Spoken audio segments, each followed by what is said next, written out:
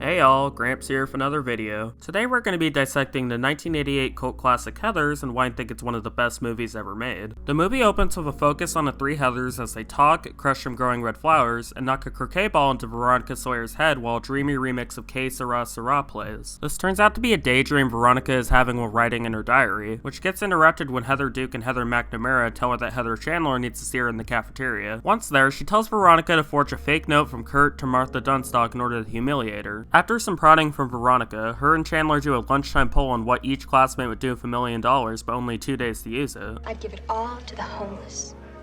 Every cent. You're beautiful. Which gives Veronica the opportunity to talk to the mysterious stranger she's been eyeing, whose name turns out to be Jason Dean, JD for short. Kurt and Ram take notice of Veronica's interest and try to intimidate him, only to be shocked when JD pulls out a gun, which we later find out is full of blanks. During a croquet game in which Heather Duke pulls off a really impressive shot, Chandler lets Veronica know that they're going to a Remington University party, and You blow it tonight, girl. And it's keggers with kids all next year. on the way to the party, Veronica runs into JD again, and they have a conversation on the shared alienation they have with the people around them. I don't really like my friends. Yeah, I don't really like your friends either. At the party, Chandler is forced into an unwilling sexual act while Veronica tells off her suitor and embarrasses Chandler by throwing up on the floor. They argue about it, and Chandler says that Veronica is history after the weekend. Veronica gets angry writing the event in her diary and almost hits JD as he comes through the window. They play some strip croquet. Dreadful etiquette, I apologize. The next morning, they devise a plan to get back at Heather. JD jokingly pours some bleach into a cup while Veronica mixes milk and orange juice. She brushes off JD's insistence and gets distracted by his kiss enough to grab the wrong cup, which JD doesn't correct. Heather initially doesn't want to drink the cup, but JD's play on her ego convinces her, which ends how you expect. After being freaked, they eventually decide to forge a fake suicide note in order to avoid consequence, which unintentionally turns Heather into a martyr for society. After her funeral, Veronica goes on a double date with McNamara, which while it ends in tragedy for her, ends with a slushie for Veronica. The next day, Veronica finds out that Kurt and Ram spread a rumor implying she's a slut, which angers JD enough for him to devise a plan to kill them. He lies to Veronica about the nature of the bullets, making her an unwilling accomplice in their murders. At their funeral, Veronica laughs at JD's joke about them being gay, which causes one of their sisters to notice, making Veronica feel extremely guilty. In her diary that night, she acknowledges her lack of control when she's around JD. The next lunch period, Miss Fleming forms an exploited pep rally for television crews, which leads into an argument with JD and Veronica, causing them to break up. JD proceeds to start devising another plan to kill more people, this time by having Heather Duke gain power and have everyone in the school unwittingly sign their last will, which along the way causes people being bullied to attempt suicide on their own terms, unsuccessfully. Veronica eventually catches JD setting up a trigger to blow up the entire school, which is narrowly avoided after she reaffirms how she wants JD out of her life. JD then acknowledges her power, says a rather cryptic line, Pretend I did blow up the school. Now that you're dead, what are you gonna do with your life? and then successfully performs the only real suicide in the film. The movie then ends with Veronica taking away Heather Duke's power and offering to hang out with Martha Dunstock instead of going to the prom, with the movie ending with them talking while another remix of Que Sera Sera plays.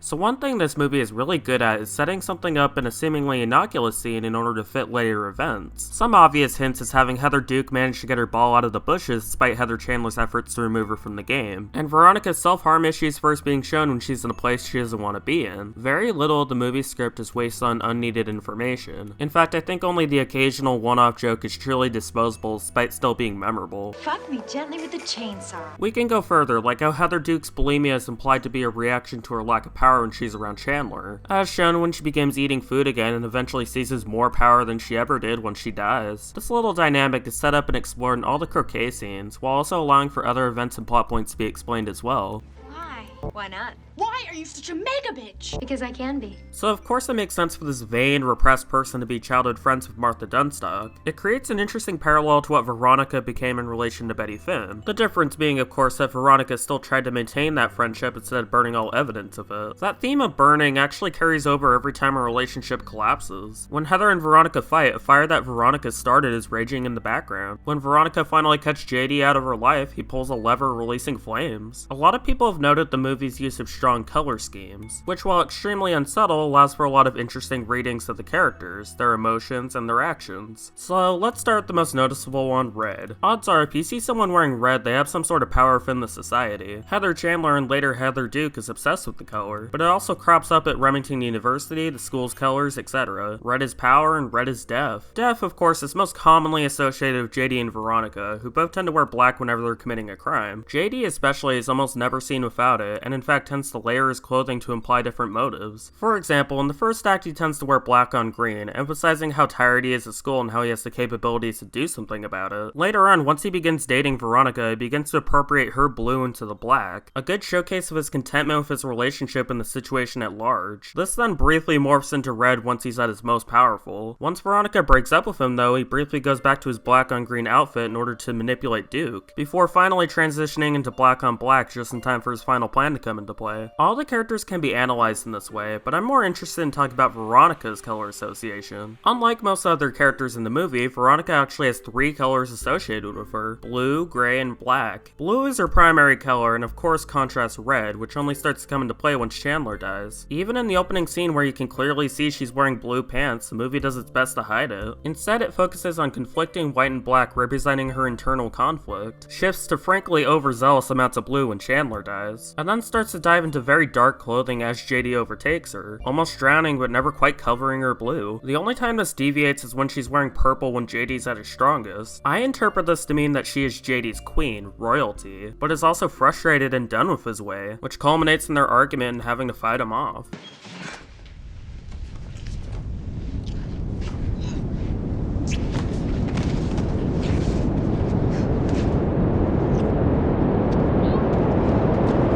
Finally, towards the end of the movie, her final outfit consists of blue, black, and red, her gray coat turning black from JD's suicide, and the red coming from the power she stole from Duke. She has taken power back to her life, but instead of becoming a clone like Duke did, she becomes an amalgamation of both Heather, JD, and herself. Easily the most notable thing about this movie, at least to me, is the way Veronica Sawyer is written. Perhaps due to her position as an outcast within the most popular clique in school, she's very aware of cycles and corruption, but feels powerless to do anything about them until she is pushed to. Best exemplified in her little monologue before McNamara attempts suicide. I've seen JD's way. I've seen Miss Pauline Fleming's way, and nothing has changed. I guess that's Heather's way. Her character arc is easily the strongest out of the whole cast, going from a frustrated, trapped individual to a confident person able to take control of her own life and able to make active improvements to the world around her. This stands in stark contrast to a large amount of female protagonists in teen movies during the 80s, who either have no interesting character traits, have their arc resolved by getting a boyfriend, or worse yet, have absolutely no agency of their own. Most of the time, it's all 3. This was very common back in the day, and it's made even more interesting that Heather's directly commentates on this. You got power. Power I didn't think you had. A common theme throughout Heather's is the agency of the popular students being taken away in order to conform to a society that sees them as just vapid sex objects. Note how Heather Chandler and Veronica are objectified as soon as they walk into the Remington party. Excellent.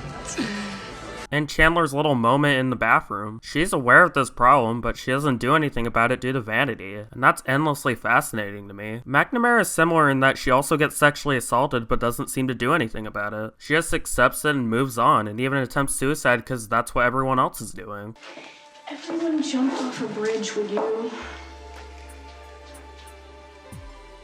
Probably.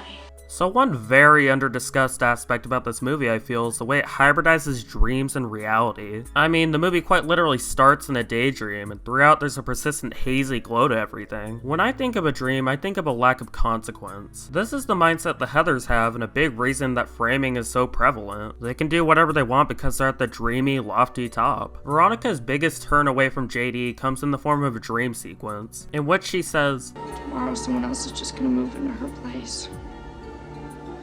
That person could be me. It should be ridiculous that Dream JD would be able to get away with a fake suicide note for a note simply saying life sucks and some highlighted words in Moby Dick. But bear in mind, this is after they faked multiple suicides, with one involving leaving as many stereotypical homosexual artifacts at the scene as possible. Veronica's reality is not much different from her dreams, so she still feels her actions have consequence, which makes her inherently different from the Heathers and even JD. As I've established, Heathers is great for a myriad of reasons, but by far its longest lasting impact besides lackluster spin-offs is its look at and critique of society. See, one thing a lot of wannabe award winners do wrong is assign hatred to the individual, when in actuality, what creates these sort of problems is usually imperfections in society that allow people who need help to be ridiculed or ignored. There's a reason JD compares society to a school, in a way he's completely right. Westerberg is society because, like society, it glorifies all that is bad and wrong in the world at the expense of people who need help. They mourn the deaths of 3 of their most popular students. They write songs about avoiding suicide, make PSAs, public radio shows, only to point and laugh at people brave enough to say they need help.